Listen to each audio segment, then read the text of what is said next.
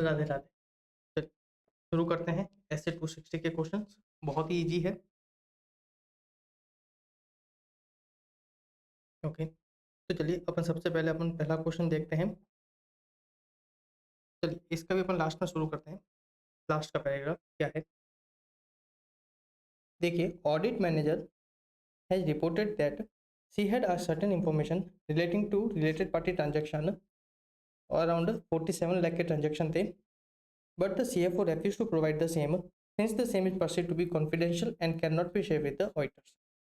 देखिए हमारी audit team ने कोई इन्फॉर्मेशन मांगी होगी in relation to related party, और सीएफओ ने वो इन्फॉर्मेशन नहीं दी। क्या बोला कि वो कॉन्फिडेंशियल है और ऑडिटर के साथ शेयर नहीं किया जा सकता, right. You are required to advise about items to be reported to those TCWG where applicable based on audit findings in the given situation. तो क्वेश्चन तो समझ में आ गया किसका है, ऐसे 265 का। क्यों? क्योंकि पर्टिकुलर किसकी बात कर रहा है, items to be reported to TCWG. तो क्वेश्चन किसका है, ऐसे 260 का। मैं हमेशा इसीलिए बोल रहा हूँ कि आप एक बार क्या करिए, लास्ट का पैराग्राफ पढ़िएगा, जिससे क्या होता है कि अपन को पता चलता है क्वेश्चन क्या पूछ रहा है। फिर अपन क्या करेंगे, पूरा क्वेश्चन पढ़ेंगे। तो देखिए मैंने क्वेश्चन पूरा रीड किया हुआ है, तो मुझे ऑलमोस्ट सब पता है, पर आप इसको अच्छे से एक बार रीड करना। मैं आपको एक बार ओवरव्यू समझा रहा हूँ। तो देखिए क्या है, ये क्वेश्चन क्या बोल रहा है कि जब हमारी टीम ऑडिट करी तब उनको कुछ मैटर्स मिले, और जिस पे वो क्या कर रहे हैं, अपन से कुछ एडवाइस मांग रहे थे, राइट। तो देखिए उसमें जो उसका जो एंगेजमेंट पार्टनर था, उस मैटर्स पे उसने क्या बोला कि आप जो बोर्ड मिनट्स के जो रिकॉर्ड वगैरह है, ट्रांजेक्शन है, आप उसको चेक करिए, राइट। और जब उसको चेक किए तो कुछ फॉलोइंग और मैटर्स क्या हुए, ऑडिट टीम को मिले, राइट।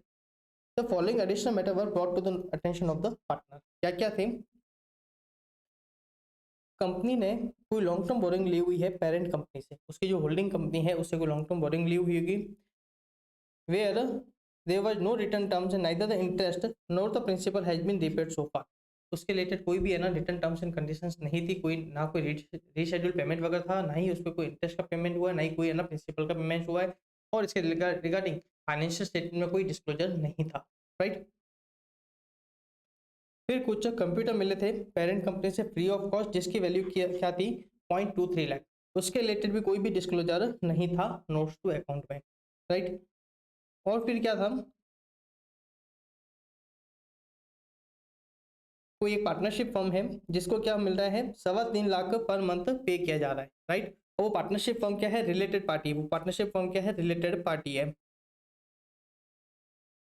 अब जब उसका इंडिपेंडेंट असेसमेंट हुआ तो जो कंसिडरेशन था वो कितना था, 0.25 लाख ज्यादा था, राइट। अगर कोई नॉर्मल कंपनी होती अदर देन रिलेटेड पार्टी तो हम उसको क्या देते, 3 लाख का पेमेंट करते, पर जैसे कि वो हमारी रिलेटेड पार्टी थी, हमने क्या किया, उसको 3.25 लाख का पेमेंट किया है, राइट। नॉर्मल से 0.25 लाख क्या किया है, ज्यादा पे किया है। Now, while the transaction was accounted in the financial statement based on the amount paid, no separate disclosure of this related party transaction has been made in the notes to account forming a part of the financial statement, highlighting the same as a related party transaction। Okay, तो क्या हुआ है, देखिए हम जब audit कर रहे थे तब हमको ये बहुत सारे ट्रांजेक्शन मिले। अब देखिए पर्टिकुलरली फोकस किस पे किया जा रहा है, देखिए पर्टिकुलरली फोकस किस पे किया जा रहा है, एक तो किया जा रहा है रिलेटेड पार्टी पे, फोकस किस पे किया जा रहा है, रिलेटेड पार्टी पे। उनके कुछ ट्रांजेक्शन है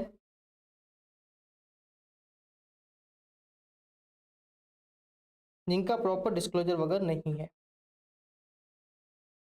इनका प्रॉपर डिस्क्लोजर वगैरह नहीं है। एक तो इस पे फोकस किया गया है। दूसरा क्या किया गया है, हमारी टीम ने कुछ इंफॉर्मेशन मांगी थी, हमारी टीम ने कुछ इंफॉर्मेशन मांगी थी जो शेयर नहीं करी गई है, जो शेयर नहीं करी गई। दो पे फोकस है।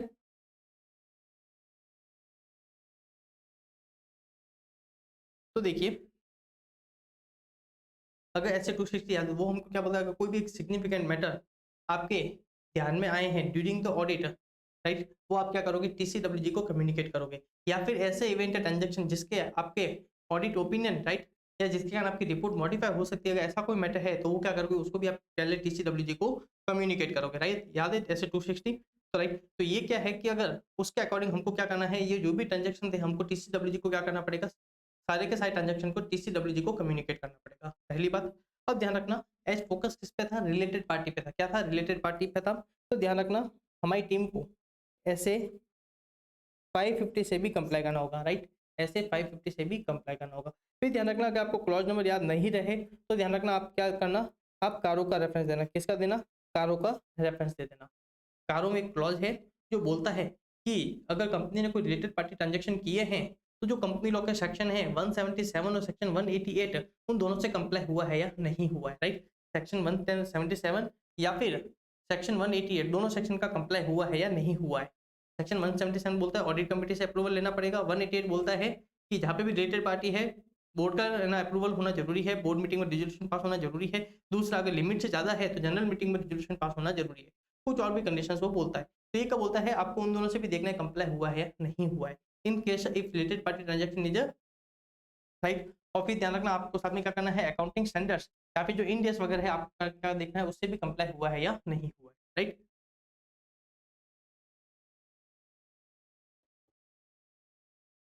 तो देखिए क्या बोल रहा है,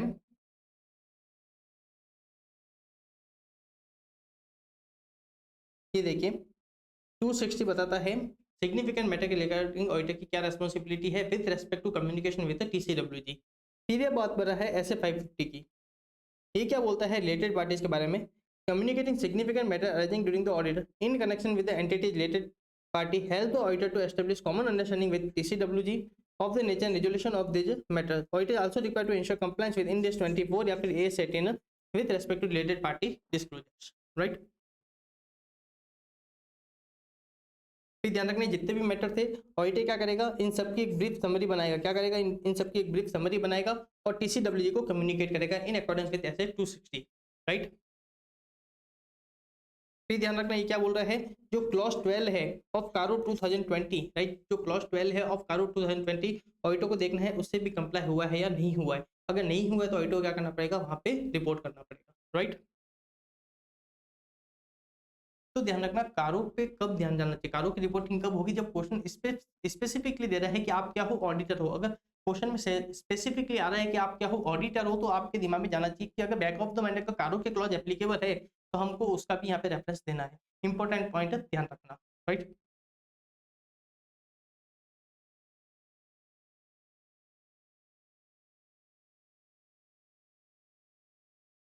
अब देखिए इस पे भी स्पेसिफिक अगर लास्ट लाइन पढ़ोगे तो आपको पता चलेगा ऐसे 260 का पूछ रहा है। देखिए सीए मनीदारी seeks your guidance on matter which can be considered as significant difficulty as per SA 260। Direct question, क्या है, डायरेक्ट क्वेश्चन है।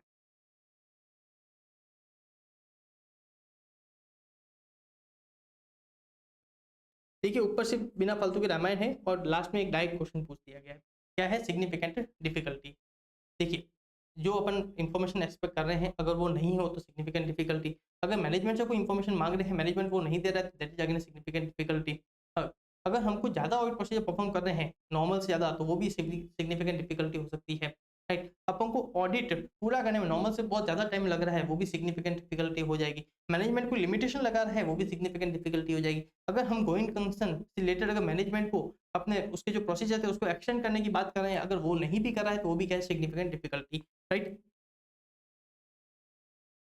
तो देखिए ये उसी की बात कर रहा है, बहुत डायरेक्ट क्वेश्चन है, राइट। एक बार आप देख लें, ये भी देखिए बहुत डायरेक्ट क्वेश्चन है, ये भी बहुत डायरेक्ट क्वेश्चन है। What are relevant consideration in this regard and their usefulness, मतलब कंपनी इंस्टीट्यूट बहुत डायरेक्टली कुछ पूछ रही है। देखिए क्या है क्वेश्चन, ठीक है। सीए एक सीए है, वो ऑडिटर है किसका, कोई private sector bank. IT system and control is under his consideration to be reported as a key audit matter in audit report of the bank due to high level of automation and complexity of the IT architecture and the impact on the financial reporting system. At what time he should communicate such identified key audit matter. अब देखिए क्या क्या पूछा है, दो तीन चीजें पूछी है कि पहला तो ऑडिटर को उसका जो IT सिस्टम है वो क्या लग रहा है, की ऑडिट मैटर लग रहा है। ओके, नो डाउट, सही है। उसका जो भी इसने जो कंक्लूजन फ्रेम किया था कि IT सेक्टर मतलब IT उसका जो सिस्टम है वो की ऑडिट मैटर है, नहीं वो मानते हैं, वो सही है और ऑफ कोर्स दैट सही है। और वो क्या है, की ऑडिट मैटर है। अब ऑडिटर क्या करना है, उसको एज ए की ऑडिट मैटर रिपोर्ट करना चाहता है। ऑडिटर क्या करना चाहता है, उसको एज ए की ऑडिट मैटर रिपोर्ट करना चाहता है। तो ये बोलेगा कि आप उसको सबसे पहले आप उसको टीसीडब्ल्यूजी के साथ कब कम्युनिकेट करोगे कि आप इसको की ऑडिट मैटर इसको रिपोर्ट, पहली बात। दूसरे ये बोल रहा है कि इसके फायदे क्या है, राइट।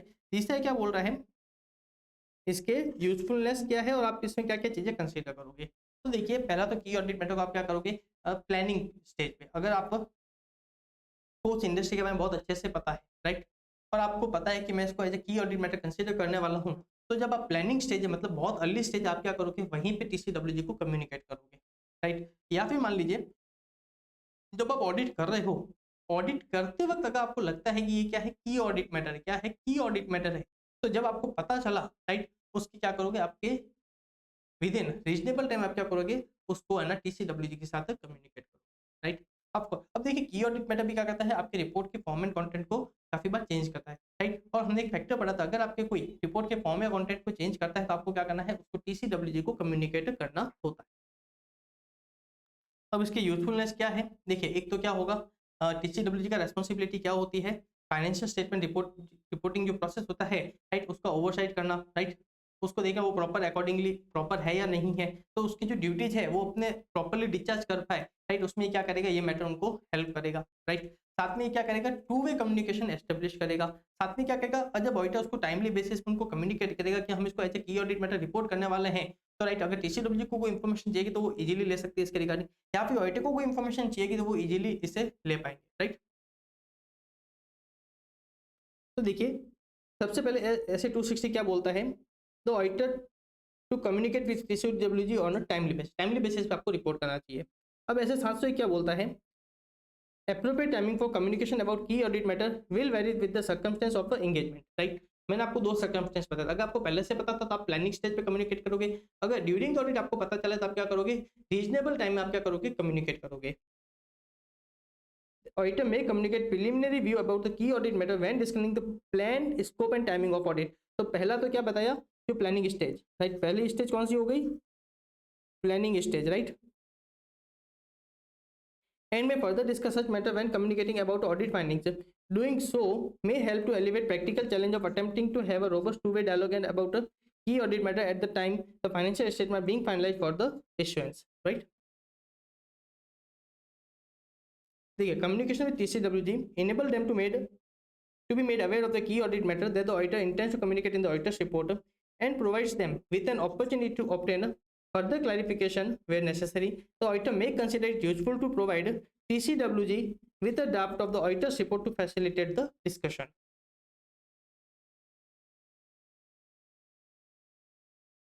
देखिए अगेन ये सेम चीज रिपीट करिए जो अपने क्लास में देखा था, एक बार फटाफट सुन लीजिए क्या है।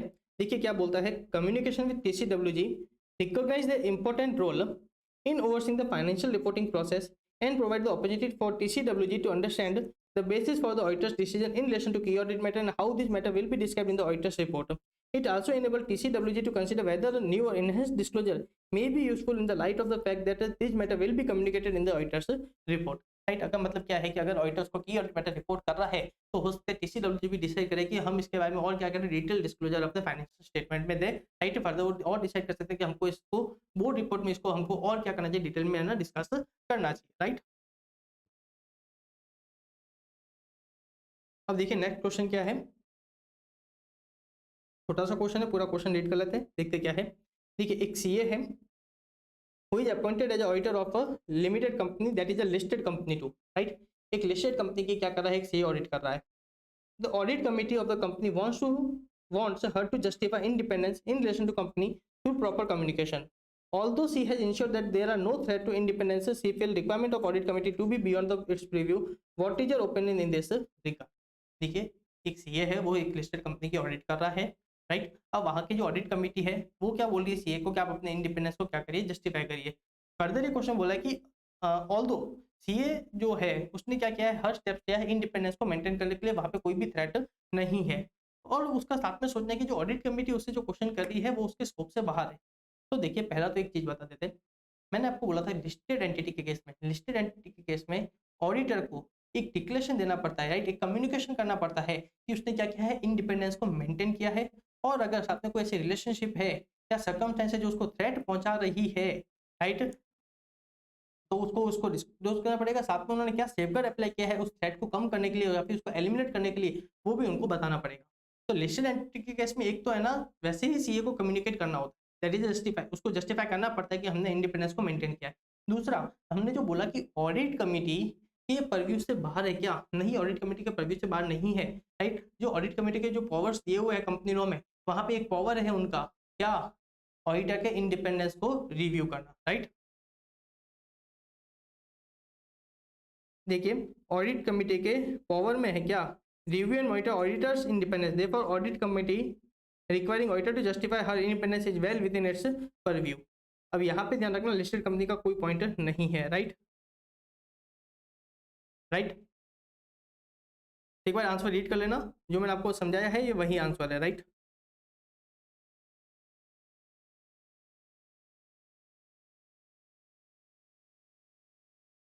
अब नेक्स्ट क्वेश्चन देखना है कौन सा, यूवीडब्ल्यू एंड एसोसिएट वाला। एक कंपनी है, उसका ऑडिटर है मून, सॉरी एक sorry sorry sorry UVW and associate क्या है? एक फर्म है जो मून लिमिटेड की क्या है? ऑडिटर। जो मून लिमिटेड की क्या है? ऑडिटर है। मून लिमिटेड क्या है? एक लिस्टेड कंपनी है। अब देखिए, उसका एक पार्टनर है सीए उद्धव ना, उसने क्या किया है? एज पर एस 260, उसने क्या किया? As per S 260 following matter को कम्युनिकेट किया है। अब ये क्वेश्चन क्या पूछा है? Which of the matter is not included in its in the list prepared by CA Uddhav discuss such matter in detail, discuss such matter in detail. तो उन्होंने क्या कम्युनिकेट किया? ऑडिटर की responsibility, plan scope, timing of audit, auditors independence. क्या communicate नहीं किया है? एक चीज, significant findings from the audit, significant findings from the audit उसने कम्युनिकेट नहीं किया है, राइट। आपको क्या करना है? उसको कम्युनिकेट करना पड़ेगा, आपको क्या करना पड़ेगा? उसको कम्युनिकेट करना पड़ेगा। तो बहुत ही डायरेक्ट क्वेश्चन है, एक बार आप इसको रीड करना। अगर आपको सिग्निफिकेंट फाइंडिंग्स पता है तो आप बड़े आराम से इसका आंसर लिख लोगे।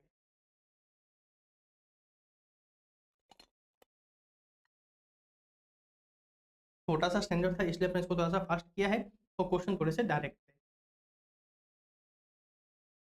अब नेक्स्ट स्टैंडर्ड कौन सा है? एस 265, जो किसकी बात करता है? Communicating deficiency in internal control या communicating significant deficiency in internal control. ध्यान से एक बार वापस से रिकॉल करिएगा क्या था। चलिए अपन शुरू करते हैं एस 265।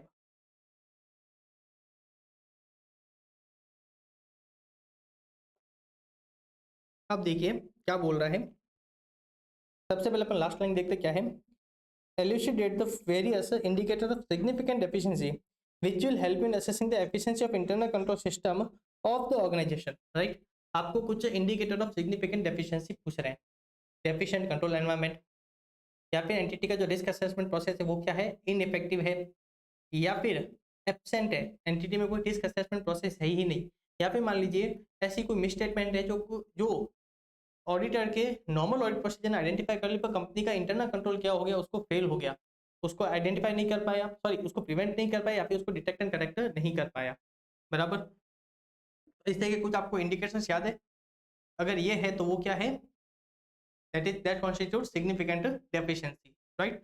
ये देखिए उसी की बात कर रहा है। क्या बोल रहा है? पहला तो इनइफेक्टिव कंट्रोल एनवायरनमेंट, फिर क्या बोल रहा है? Absence of risk assessment process with in the entity, या फिर एंटिटी का रिस्क असेसमेंट प्रोसेस तो है पर वो क्या है? इनइफेक्टिव है, वो क्या है? इनइफेक्टिव है। फिर ये क्या बोल रहा है? Evidence of ineffective response to identified significant risk, कोई सिग्निफिकेंट रिस्क आइडेंटिफाई हुई थी पर उसको क्या है? इफेक्टिवली उसका रेस्पॉन्स डिजाइन नहीं किया गया, that is again significant deficiency. फिर क्या है? कोई मिसस्टेटमेंट थी ऑडिटर ने आइडेंटिफाई करी पर इंटरनल कंट्रोल, राइट, उसको प्रिवेंट या फिर डिटेक्ट एंड करेक्ट नहीं कर पाया, या फिर कोई प्रायर पीरियड के जो एरर वगैरह थे, right, disclosure of material misstatement due to error of fraud as a prior period item in the current years statement, या फिर evidence of management inability to oversee the preparation of financial statement, right. ये क्या होती है? Significant deficiency. ये क्या होती है? Significant deficiency. चलिए नेक्स्ट क्वेश्चन देख रहे हैं कौन सा। कोई CAN है जो क्या है? ऑडिटर है किसका? TRP लिमिटेड का। अपन वो वाला क्वेश्चन देख रहे हैं। चलिए इसका भी लास्ट लाइन देखते हैं क्या है क्वेश्चन। देखिए, guide CAN with some example of matter to be considered while determining significant deficiency in internal control with reference to relevant essay। Okay, अपन पूरा क्वेश्चन देखते हैं। उससे पहले लास्ट लाइन पढ़ के अपन सिंपल से समझ में आ गया क्वेश्चन किसका है? essay 265 का। उसमें क्या पूछ रहा है? आप क्या फैक्टर कंसीडर करोगे in determining whether the deficiency identified is significant और नॉट। आपने जो भी ऑडिट करते वक्त जो डेफिशिएंसी आइडेंटिफाई करी, क्या वो सिग्निफिकेंट है या नहीं, उसमें क्या मैटर, क्या क्या फैक्टर आप कंसीडर करोगे? तो देखोगे जो डेफिशिएंसी है क्या उसके कारण फ्रॉड हो सकता है, या क्या उसके कारण लॉस ऑफ एसेट हो सकता है, यहाँ पे आप देखो क्या उस डेफिशिएंसी का क्या फाइनेंशियल स्टेटमेंट में मटेरियल मिसस्टेटमेंट हो सकती है। साथ में आप देखोगे amount exposed due to such deficiency, यहाँ पे आप देखोगे volume of transaction involve in such deficiency, right. ये कुछ फैक्टर्स वगैरह थे, राइट, जिसके बेसिस पे आप डिसाइड करते हो कि डेफिशिएंसी सिग्निफिकेंट डेफिशिएंसी है या नहीं। तो देखिए क्वेश्चन क्या था, CAN has been appointed as an audit of TRP Limited.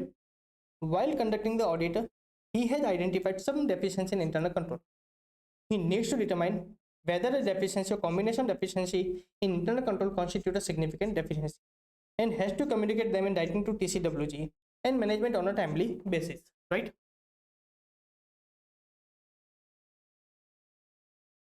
दूसरा वाला क्वेश्चन इसके सिमिलर वाला है, तो एक बार आप रीड करना, अपन आंसर देखते हैं। तो देखिए एक फैक्टर क्या है, ससेप्टिबिलिटी टू लॉस या फिर फ्रॉड ऑफ रिलेटेड एसेट और liability. The likelihood of deficiency leading to material misstatement, deficiency के कारण फाइनेंशियल स्टेटमेंट में क्या हो सकती है, मटेरियल मिसस्टेटमेंट हो सकती है। The subjectivity and the complexity of the determining estimated amount such as fair value accounting estimate, financial statement amount exposed to deficiency, the importance of control to the financial reporting process, for example, sorry यहाँ पे कुछ missing है, अपन इसको बाद में सही कर लेंगे। नेक्स्ट क्वेश्चन क्या है, volume of activity that has awkward or could occur in account balance or class of transaction exposed to deficiency or deficiencies. Last वाला क्या था, interaction of the deficiency with other deficiency in internal control, the cause and frequency of the exception detected as a result of deficiency in control, right. वो deficiency आपने जो identify करी है उसकी frequency कितनी है, क्या वो डेफिशिएंसी बार बार है ना ऑकर हो रही है, साथ में आप उसका नेचर देखोगे, राइट। क्या उसके कारण फाइनेंशियल मटेरियल में स्टेटमेंट हो सकती है, राइट, क्या वो फाइनेंशियल स्टेटमेंट को मटेरियली अफेक्ट कर सकता है, फिर आप क्या करोगे उसका नेचर देखो, राइट।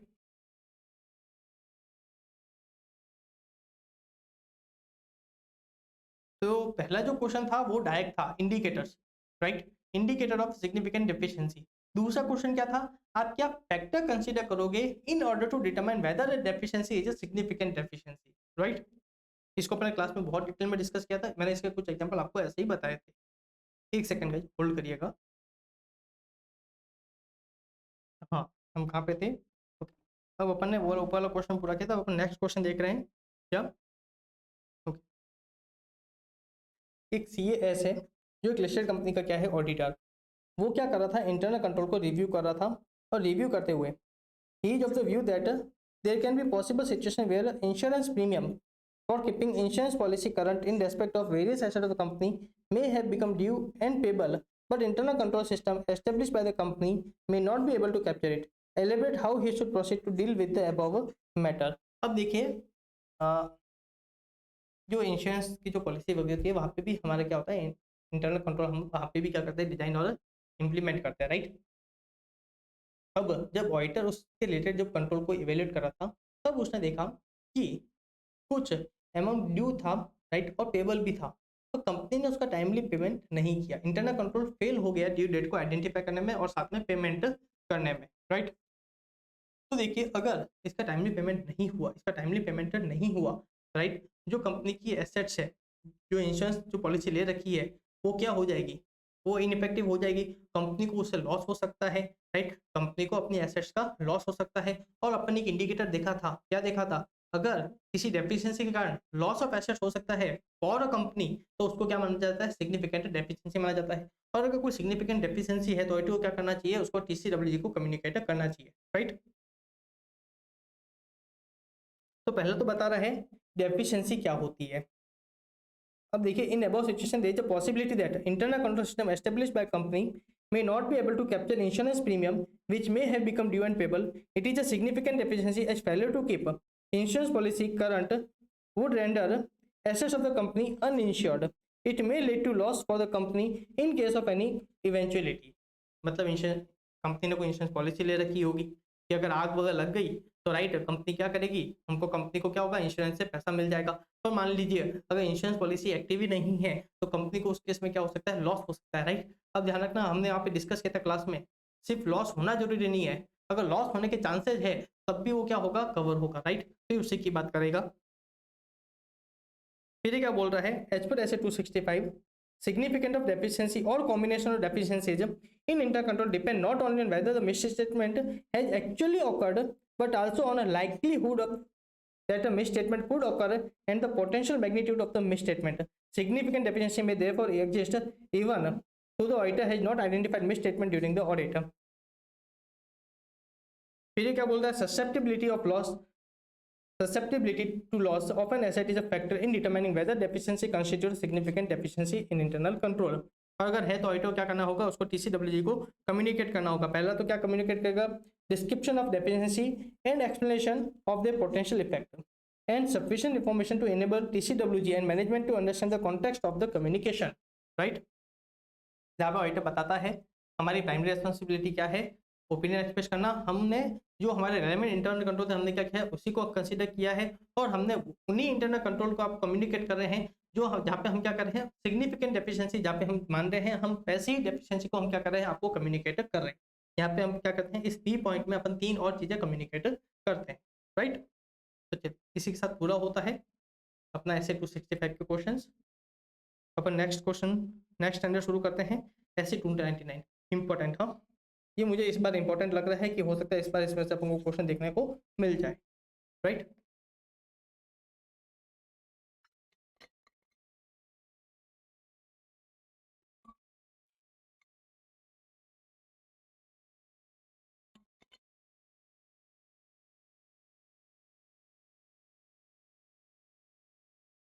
चलिए, बड़ा ही इजी है ऐसे 299। अब देखिए क्वेश्चन का लास्ट में पढ़ते हैं, क्वेश्चन के लास्ट में वापस से क्या है, देखिए, you are the auditor, sorry sorry sorry sorry my mistake, really sorry. देखिए क्या है, you are required to briefly explain the responsibility of auditor when they are jointly and severally responsible in respect of audit conducted by them, also guide Mr. Jaid in such a situation। चल, एक चीज तो हमको पता चल गई, question किसका है, ऐसे 299 का है। देखिए एक बार इतना पता चल जाता है ना एग्जाम में कि क्वेश्चन कौन से स्टैंडर्ड का है स्टार्टिंग में ही, तो थोड़ा सा रिलैक्सेशन आ जाता है यार, चलो ठीक है। अब अपन क्वेश्चन को उसके है ना क्या करते हैं, माइंड फ्रेम से पढ़ते हैं। अब मैं भी क्या करते हैं, उसी सिचुएशन को दिमाग में लेके पढ़ता हूँ, मेरा बेसिक क्राइटेरिया यही चलता है। अब देखिए क्या है, एक कंपनी ने अपनी एनुअल जनरल मीटिंग में क्या किया, जॉइंट ऑडिटर्स को अपॉइंट किया, mister X Y Z, right. फिर क्या था, for the valuation of gratuity scheme of the company, mister X, mister Y, mister Z wanted to refer their own actuaries. Due to difference of opinion all the joint auditor consulted their respective actuaries. Subsequently, major difference was found in actuary report. However, Mr. X agreed to Mr. Y actuary report, though Mr. Z did not. Mr. X contends that Mr. Y actuary report shall be considered in audit report due to majority of votes. Now Mr. Z is in dilemma. अभी क्या बोल रहा है, एक company के 3 joint auditor से एक circumstance दिया है, किसको लेके, ग्रेचुइटी को लेके। अब उसमें क्या थे, तीनों ही जॉइंट ऑडिटर ने अपने एक्चुअरी अपॉइंट किया और उसकी क्या करी, रिपोर्ट ली। तो उसमें क्या हुआ, जो मिस्टर एक्स था वो तो मिस्टर वाई के जो एक्चुअरी की रिपोर्ट थी उससे एग्री कर गया और दोनों ने बोला कि हाँ चलो हम दोनों की रिपोर्ट सही है। तो मिस्टर जेड को क्या था, अभी भी अपनी रिपोर्ट सही लग रही थी और वो बाकी 2 के है ना रिपोर्ट से एग्री नहीं कर रहा था, बाकी 2 की रिपोर्ट से एग्री नहीं कर रहा था। तो क्वेश्चन पूछ रहा है कि इस केस में मिस्टर जेड को क्या करना चाहिए, क्योंकि जो बाकी के जो 2 जॉइंट ऑडिटर है वो बोल रहा है कि हमारी मेजोरिटी है और आपको हमारे साथ आना पड़ेगा, आपको हमसे एग्री करना पड़ेगा। अब मिस्टर जेड उस समय क्या हो गया, कंफ्यूजन में फंस गए। अब आपको पूछ रहे हैं कि इस केस में मिस्टर जेड को क्या करना चाहिए। तो एक तो ये हो गया question wise, sorry case based answer. और दूसरा क्या है, एक नॉर्मल क्वेश्चन पूछा है, रेस्पॉन्सिबिलिटी बताइए, क्या करिए आप, रेस्पॉन्सिबिलिटी बताइए। कहाँ पे, जहाँ पे सारे ही जॉइंट ऑडिटर्स क्या होंगे, लाइबल होंगे, आप वो कुछ केसेस बताइए। तो जहाँ जैसे जो एरिया जो क्या है डिवाइड नहीं किया है, जो एरिया जो डिवाइड नहीं किया गया है, यहाँ पे ऐसा कोई मैटर जो ऑडिट फाइनलाइज होने से पहले क्या थे, दूसरे जॉइंट ऑडिटर के नोटिस में लाए गए थे, वहाँ पे उनका क्या था, एग्रीमेंट था, एग्रीमेंट था, राइट। या फिर मान लीजिए audit report as per standards है या नहीं है, वहाँ पे क्या होगी, सभी जॉइंट ऑडिटर लायबल होंगे। फाइनेंशियल स्टेटमेंट का प्रेजेंटेशन डिस्क्लोजर अप्रोप्रिएट है या नहीं है, राइट, वहाँ पे क्या होगा, सारे जॉइंट ऑडिटर लायबल होंगे। फाइनेंशियल स्टेटमेंट एज पर एएफआरएफ है या नहीं है, राइट, वहां पे क्या होंगे, सारे जॉइंट ऑडिटर्स लायबल होंगे। यहाँ पे जो कॉमन ऑडिट एरिया थे, राइट, जो कॉमन ऑडिट एरिया थे, राइट, वहां पे भी क्या होंगे, सारे जॉइंट ऑडिटर्स लायबल होंगे। देखिए क्या बोल रहा है, audit work which is not divided, मतलब कॉमन ऑडिट एरिया वहां पे क्या होंगे, सारे जॉइंट ऑडिटर्स लायबल होंगे। या फिर देखिए ये पॉइंट अच्छे से सुनना, decision taken by all the joint auditor under audit planning in respect of common audit area concerning the entry of audit procedure to be perform by each of the joint auditors.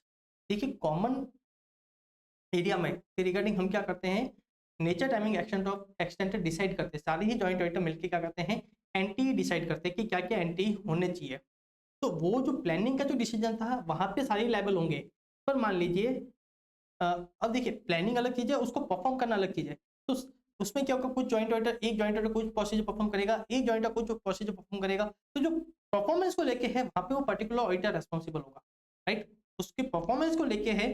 तो जो performance जिस auditor को allocate किया है वो उसी के लिए लायबल होगा। ये तो किसकी बात कर रहा है, प्लानिंग की बात कर रहा है। जो कॉमन ऑडिट एरिया की आपने जो प्लानिंग करी थी, एंटी को लेके वहां पे सारे लायबल हो, राइट। फिर क्या बोला, matter which are brought to notice of the other joint auditor by any one of them and on which there is an agreement among the other joint auditors, examining that a financial statement entity comply with the requirements of the relevant statute, presentation disclosure of financial statement is as per applicable FRF, right, और जो audit report है वो क्या है, as per standards on auditing है। In case में क्या होंगे, सारे ही जॉइंट ऑडिटर्स क्या होंगे, लायबल होंगे।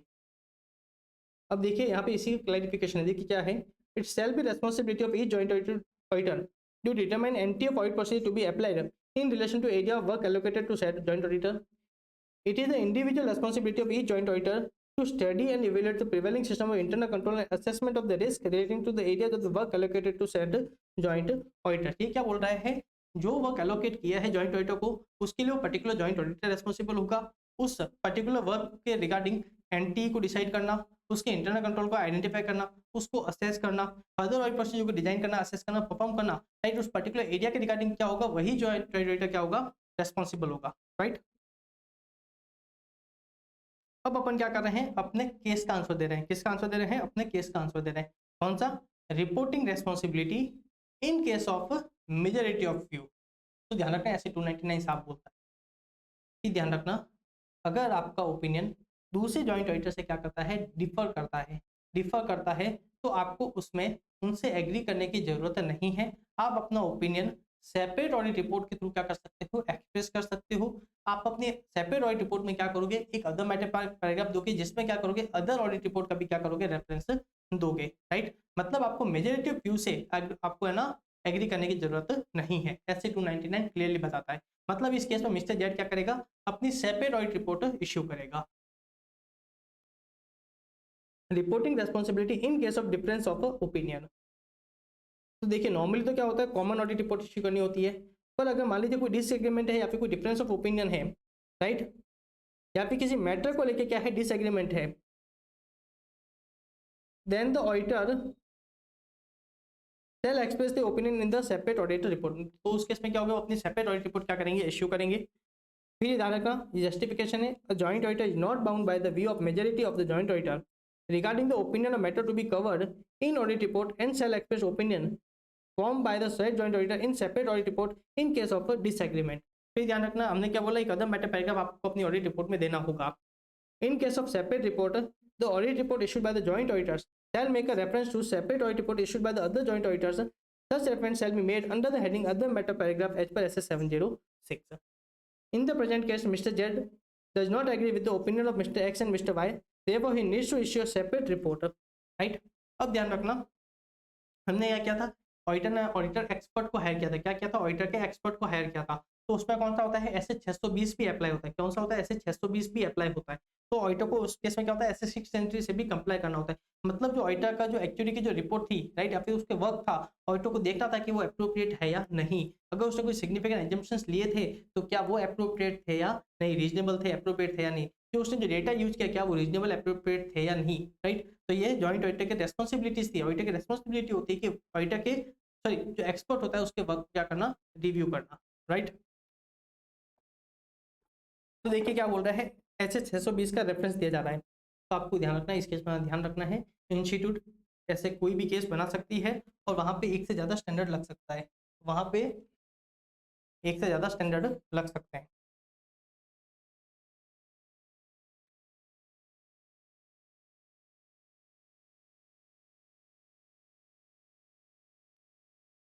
ये क्या बोल रहा है, auditor shall evaluate adequacy of auditors expert work for the auditors purpose including relevance and reasonableness of the expert findings or conclusion and their consistency with the other auditor evidence. In the instant case, Mr. X, Mr. Y, and Mr. Z, jointly appointed as an auditor of KRP Limited, refer their own actuary for valuation of gratuity scheme.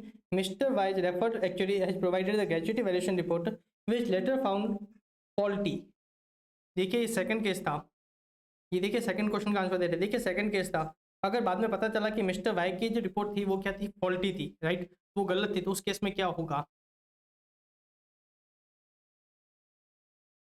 Further mister Z is not agreed with his report, therefore he submitted a separate audit report specifically for such a gratuity valuation. In such a situation, it was a duty of Mr. X, Mr. Y, and Mr. Z, before using the gratuity valuation report of actuary, to ensure the relevance and reasonableness of assumption and method used. They were also required to examine the relevance, completeness, and accuracy of data, source data used for such report before expressing their opinion. Conclusion. Sorry, ये आप next line में लीजिए, conclusion, अपन conclusion देख रहे हैं क्या है, mister X, mister Y will be held responsible for grossly negligent using such faulty report without examining the adequacy of experts actuary work, whereas Mr. Z will not be held liable for the same due to separate opinion expressed by him. Right? मतलब क्या हुआ, ऐसे 299 के according क्या था, mister Z अपनी separate report issue कर सकता था, बराबर। दूसरे ऐसे 620 के अकॉर्डिंग, राइट, मिस्टर जेड क्या होगा, गिल्टी नहीं होगा, मिस्टर एक्स और मिस्टर वाई क्या होंगे, गिल्टी होंगे, राइट।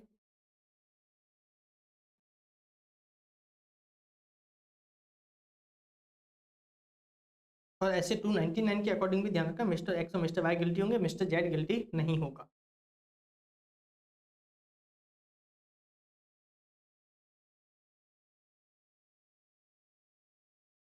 अब देखिए नेक्स्ट क्वेश्चन देख रहे हैं, एक एनएमएन है और एक एबीसी है, राइट। वो एक कंपनी है बीएचएस, उसके क्या है, जॉइंट ऑडिटर है, वो क्या है, लिस्टेड कंपनी।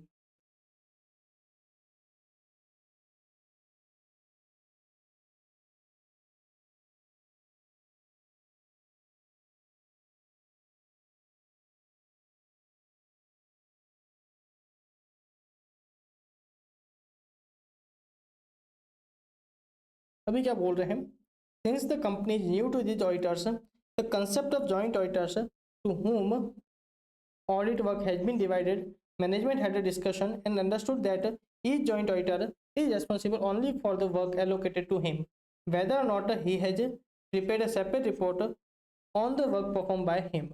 Advice, right? ये क्या बोल रहा है, ऐसे 299 क्या बोलता है कि देखिए ऐसे 299 क्या बोलता है कि कॉमन ऑडिट रिपोर्ट इश्यू होगी, राइट, मतलब एक ही ऑडिट रिपोर्ट इश्यू होगी नॉर्मली। अगर कोई डिसएग्रीमेंट होता है तब भी क्या होती है, अदर ऑडिट रिपोर्ट इश्यू होती है। पहले तो बोलता है कॉमन ऑडिट रिपोर्ट इश्यू होती है, फिर ये क्या बोलता है, ऑल्दो रिपोर्ट तो कॉमन ऑडिट रिपोर्ट इश्यू होती है, पर जॉइंट ऑडिटर उसी के लिए लायबल होता है जो उसने परफॉर्म किया है, राइट, दूसरे काम के लिए वो लायबल नहीं होता है। तो ये उसी पे अपन को क्या बोल रहे हैं, कुछ आप डिटेल दीजिए, right.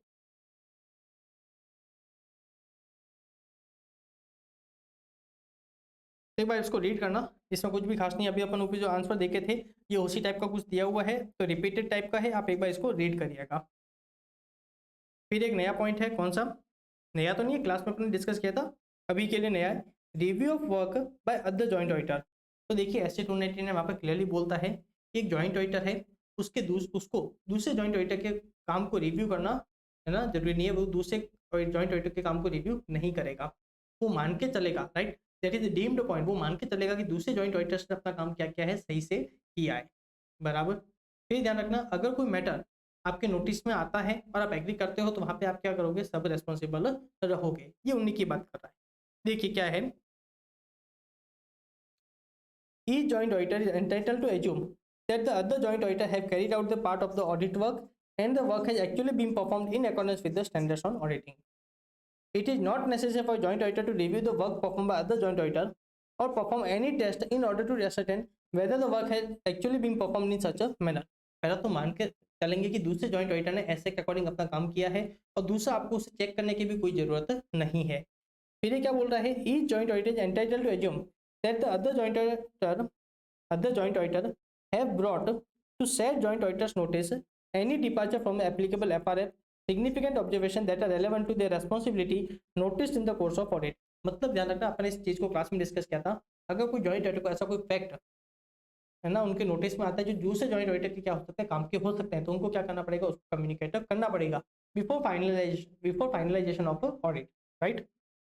Now before finalizing audit report, the joint auditor shall discuss and communicate with each other their respective conclusion that would form the content of audit report, right। अब नेक्स्ट क्वेश्चन देख रहे हैं, कौन सा, dice limited वाला। कौन सा, dice limited वाला पर नेक्स्ट क्वेश्चन देख रहे हैं।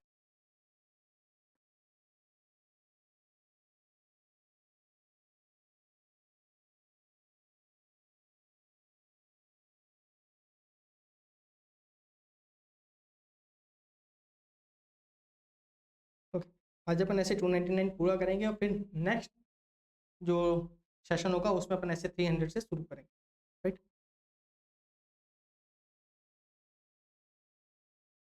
चलिए शुरू करते हैं। एक कंपनी है, उसने क्या किया, 2 ऑडिटर को अपॉइंट किया as a joint auditor.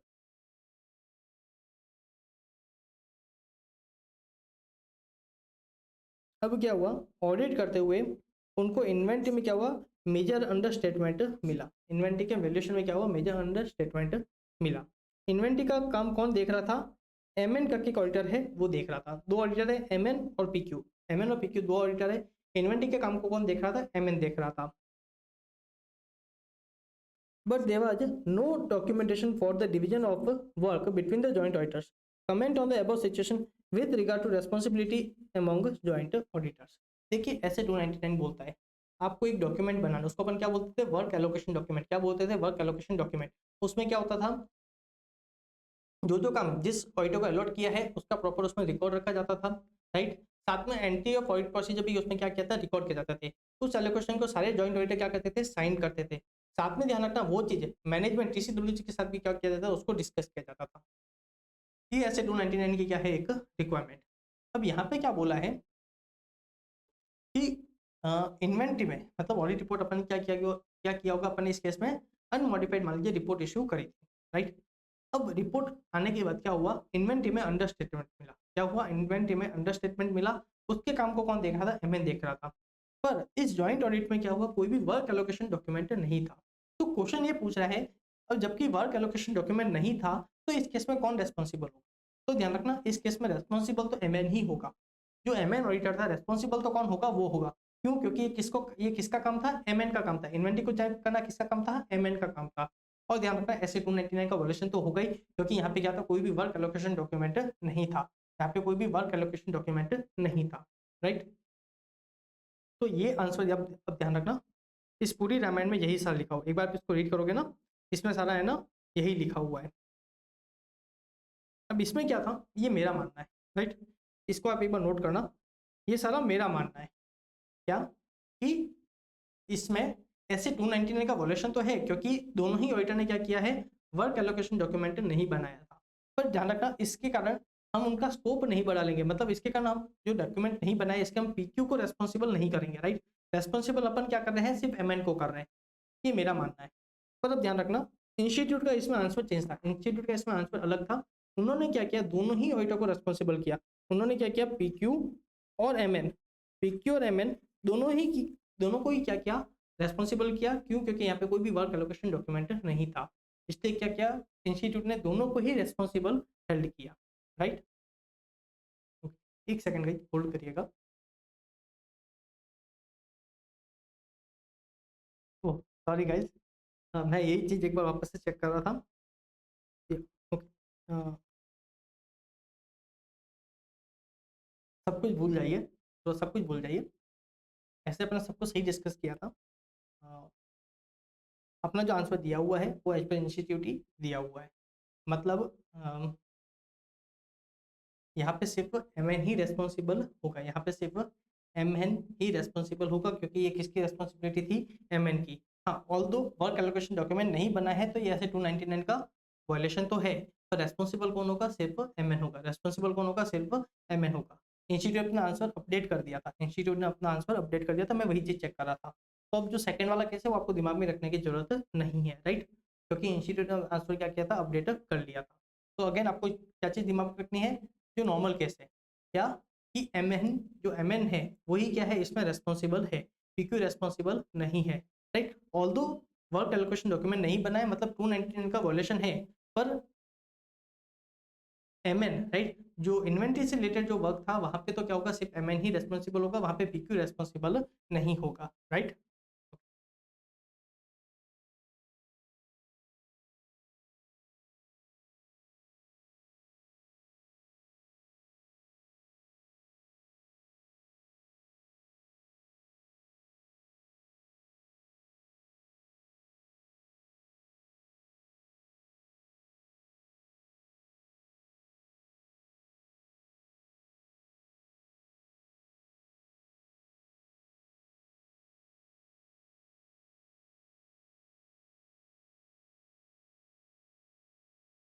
Okay, ये देखिए, ये भी रिपीटेड टाइप का क्वेश्चन है, ये वाला क्वेश्चन जो है ये भी रिपीटेड टाइप का है।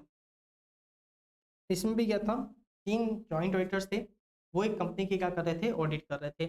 पर्टिकुलर कोई मैटर था जहाँ पे एक ऑडिटर क्या कर रहा था, डिसएग्री कर रहा था, पर बाकी दो ऑडिटर का क्या था ना, ओपिनियन कुछ अलग था, राइट, उनका मानना कुछ अलग था।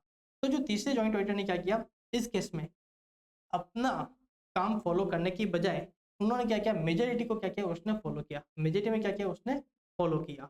तो इसमें बोला कि इसमें अब रेस्पॉन्सिबिलिटी किसकी होगी, तो ध्यान रखना इसमें सारे ही ऑडिटर क्या होंगे, रेस्पॉन्सिबल होंगे, क्योंकि ये देखिए इस फैक्ट को देखने सामने साफ तो समझ में आ रहा है कि क्या है, सभी जॉइंट ऑडिटर का क्या था, इसमें एग्रीमेंट था।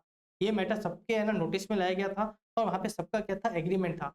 अब अगर कोई वहाँ पे अगर बाद में कोई अगर मिसस्टेटमेंट या फिर कोई प्रॉब्लम मिलती है, तो ध्यान रखना वहाँ पे सारे ही जॉइंट ऑडिटर्स क्या होंगे, लाइबल होंगे, राइट। हाँ, एक जो ऑडिटर जो डिसएग्री कर रहा था, वो चाहता तो अपनी सेपरेट ऑडिट रिपोर्ट इश्यू करता, और अगर वो करता तो वो लाइबल नहीं होता, पर इस केस उसने क्या किया है, सेपरेट ऑडिट रिपोर्ट इश्यू नहीं करी, उसने बाकी के दो ऑडिटर से क्या किया, एग्री किया है। अब बाद में क्या मिली है, प्रॉब्लम मिली है, तो इसका मतलब क्या है, जितने भी जॉइंट ऑडिटर्स थे वो क्या होंगे, सभी लाइबल होंगे, राइट। एक बार आप इस क्वेश्चन को देखना, बड़ा ही इजी क्वेश्चन है। ठीक है, क्या बोल रहा है,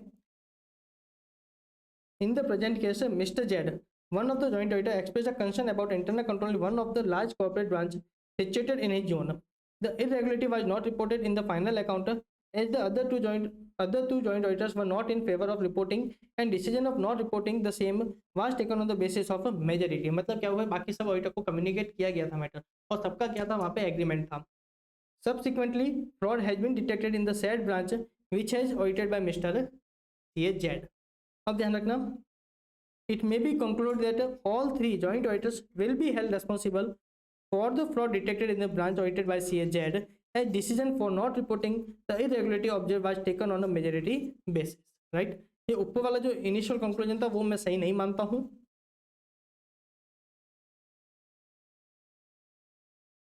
right.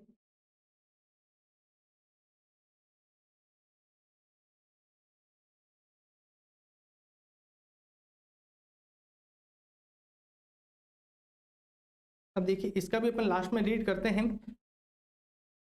In case work is relation to above audit procedure is not performed professionally by DES and associated, discuss where responsibility for such lapses would in line in accordance with SE 299। तो देखिए again question किसका है, SE 299 का, question किसका है, SE 299 का है। चलिए इस क्वेश्चन को रीड करते हैं, अच्छा क्वेश्चन है।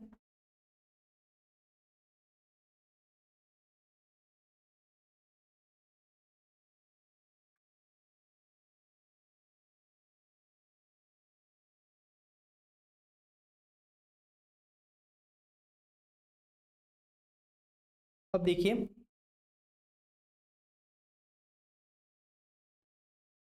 एक KNB बैंक है, KNB बैंक है और पब्लिक सेक्टर बैंक, राइट। उसने क्या किया है, चार जॉइंट ऑडिटर को अपॉइंट किया है, चार जॉइंट ऑडिटर को अपॉइंट किया है, जिसमें से मेन एक जिसके ऊपर क्वेश्चन है वो कौन सा है, DES एंड एसोसिएट। उसका एक जॉइंट ऑडिटर है कौन, डीईएस, देश देश उसका क्या है, जॉइंट ऑडिटर।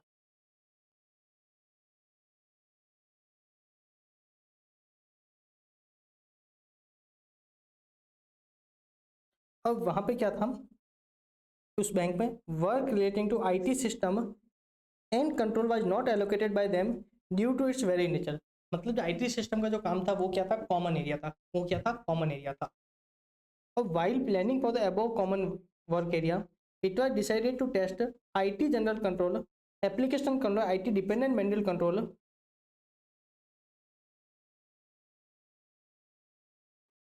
एक सेकंड का,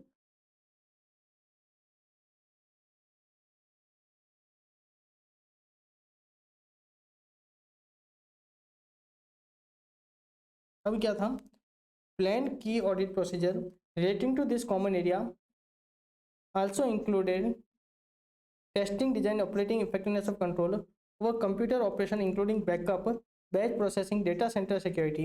The actual audit procedure pertaining to testing control over batch processing were performed by team DES and associate। अब देखिए अपन एक चीज डिस्कस कर रही थी, कॉमन ऑडिट एरिया में भी दो चीज आती है, एक तो उसकी एनटी की प्लानिंग करनी, राइट। तो ध्यान रखना उसके रिगार्डिंग क्या होते हैं, सारे जो है जॉइंट ऑडिटर एप्लीकेबल है ना, रेस्पॉन्सिबल होते हैं। पर ध्यान रखना उसका जो परफॉर्मेंस होता है, राइट। जैसे मान लीजिए कोई पर्टिकुलर सिस्टम, जैसे अपन इसी की बात कर रहे हैं, तो मान लीजिए उसके कंट्रोल की टेस्टिंग का काम किसी और ऑडिटर का होगा, राइट। मान लीजिए उसके जो substantive audit procedure, different substantive audit procedures है, उसमें हो सकता है किसी के रेस्पॉन्स ना, किसी का काम कुछ होगा, किसी का काम कुछ होगा। तो ध्यान रखना परफॉर्मेंस से रिलेटेड रेस्पॉन्सिबिलिटी अगेन ध्यान रखना उस पर्टिकुलर जॉइंट ऑडिटर की होगी, राइट। उसके परफॉर्मेंस में क्या होंगे, सारे ही जॉइंट ऑडिटर रेस्पॉन्सिबल नहीं होंगे, उसके परफॉर्मेंस को लेकर जो पर्टिकुलर जॉइंट ऑडिटर है वही रेस्पॉन्सिबल होगा, राइट। एक बार इस क्वेश्चन को वापस देखते हैं।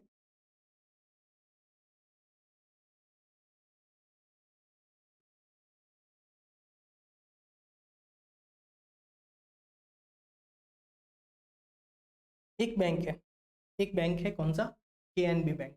उसने क्या किया, चार जॉइंट ऑडिटर को क्या किया, अपॉइंट किया। चार जॉइंट ऑडिटर को क्या किया, अपॉइंट किया। उसमें से एक जॉइंट ऑडिटर कौन सा है, देश। उसमें से एक जॉइंट ऑडिटर कौन सा है, देश।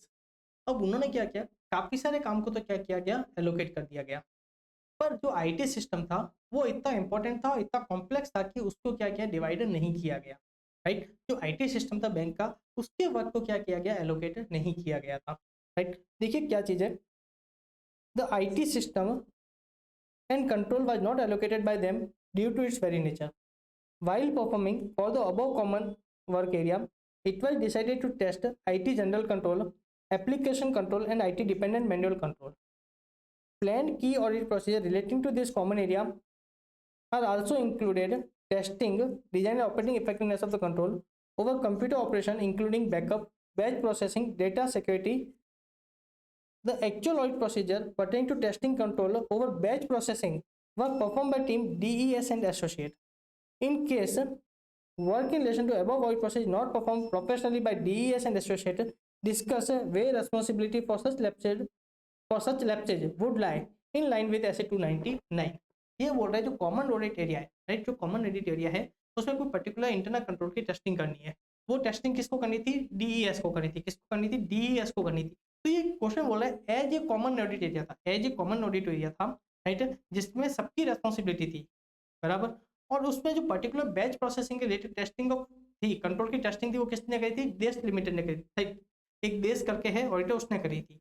तो ये बोल रहा है कि इस पर्टिकुलर केस में कौन रेस्पॉन्सिबल होगा, क्या चारों ही जॉइंट ऑडिटर रेस्पॉन्सिबल होंगे या फिर क्या देश रेस्पॉन्सिबल होगा, कौन होगा, ऑफकोर्स देश होगा, ऑफकोर्स कौन होगा, देश होगा। क्योंकि ध्यान रखना क्या बोलता है कि जो प्लानिंग करी है एनटी की प्लानिंग, वहां पे तो सारे ही रेस्पॉन्सिबल होंगे, तो उसका जो एग्जीक्यूशन की बात है, तो जो पर्टिकुलर जॉइंट ऑडिटर उसको परफॉर्म करेगा वो ही रेस्पॉन्सिबल होगा, राइट। उसका एग्जीक्यूशन, प्रॉपर एग्जीक्यूशन करना, वो क्या ध्यान रखना, ईच जॉइंट ऑडिटर की रेस्पॉन्सिबिलिटी होगी।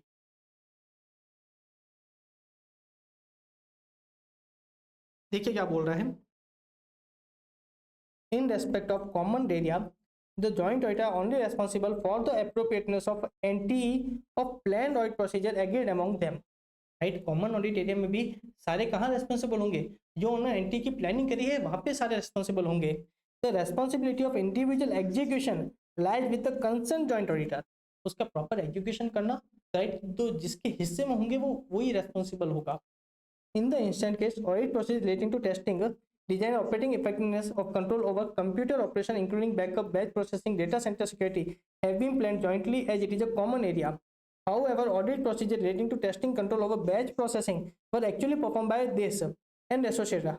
Although these are planned jointly, in case of any lapses in performing such procedure, this and associate would be responsible, right?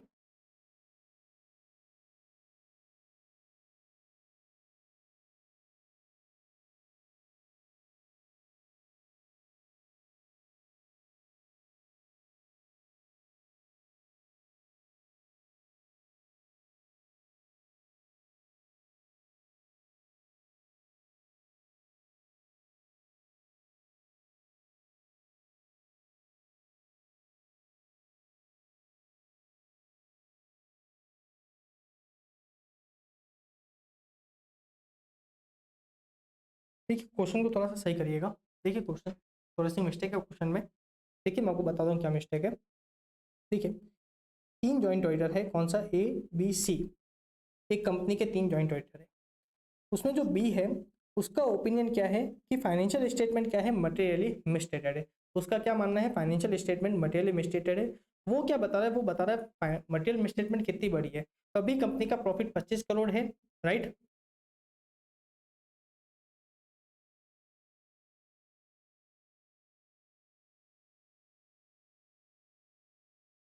Right, material misstatement होने के कारण फाइनेंशियल स्टेटमेंट कितना प्रॉफिट बता रहा है, 25 करोड़ का बता रहा है। पर इन एक्चुअल में क्या है, देयर लॉस है 5 करोड़ का, राइट। वो क्या बोल रहा है, 30 करोड़ की मटेरियल मिसस्टेटमेंट है। वो क्या बोल रहा है, 30 करोड़ की मटेरियल मिसस्टेटमेंट है, अभी फाइनेंशियल स्टेटमेंट 25 करोड़ का प्रॉफिट बता रहा है। पर अगर ये मटेरियल मिसस्टेटमेंट नहीं होती तो कंपनी का क्या है, अभी एक्चुअली लॉस है 5 करोड़ का। इसलिए वो बी क्या चाह रहा है कि आप क्या करिए, एडवर्स ओपिनियन दिए, क्या दीजिए, एडवर्स ओपिनियन दीजिए। ही therefore wants an adverse opinion to be expressed in audit report. However, A and B, यहाँ पे थोड़ी सी मिस्टेक है। ये जो B है उसको क्या करना, C कर देना। यहाँ पे जो B है उसको क्या करना, C कर देना, right. A and B do not, A and C do not concur with his view and are inclined to accept a management version. Is B required to go by the majority opinion of 2-1? तो ध्यान रखना, again उसको majority के साथ जाने की जरूरत नहीं है। अगर वो एडवर्स ओपिनियन एक्सप्रेस करना चाहता है वो क्या कर सकता है, सेपरेट ऑडिट रिपोर्ट के थ्रू क्या कर सकता है, अपना सेपरेट ओपिनियन एक्सप्रेस कर सकता है। वहां पे वो क्या करेगा, अदर मैटर पैराग्राफ देगा, राइट। यहाँ पे क्या करेगा, अदर रिपोर्ट्स का भी क्या करेगा, रेफरेंस देगा, राइट।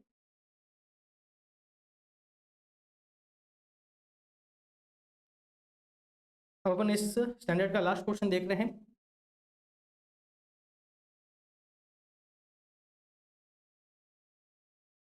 एक कंपनी है मैग्नेट, राइट। उसने क्या किया, वो उसके है ना 4 अलग अलग एरिया में उसके क्या है, एक्टिविटी होगी। उसने 2 जॉइंट ऑडिटर अपॉइंट किए, ए बी और सी डी। उसने 2 जॉइंट ऑडिटर अपॉइंट किया, ए बी और सी डी, जॉइंट ऑडिटर करने के लिए। अब 2 ऑडिटर है, दोनों फर्म से एक एक ऑडिटर आए, एक आया अमर और एक आया चैतन्य। अब क्वेश्चन क्या है, explain the responsibility of the joint auditor with respect to such joint audit. Again बहुत इजी है, एक बार आप इसको आंसर देख लेना, फिर से रिपीटेड है, रिपीटेटिव है। एक बार आप इसको रीड करना, ये फिर से क्या है, रिपीटेटिव है, राइट। तो इसी के साथ ना ऐसे 299 भी होता है पूरा। Thank you, Radhe Radhe.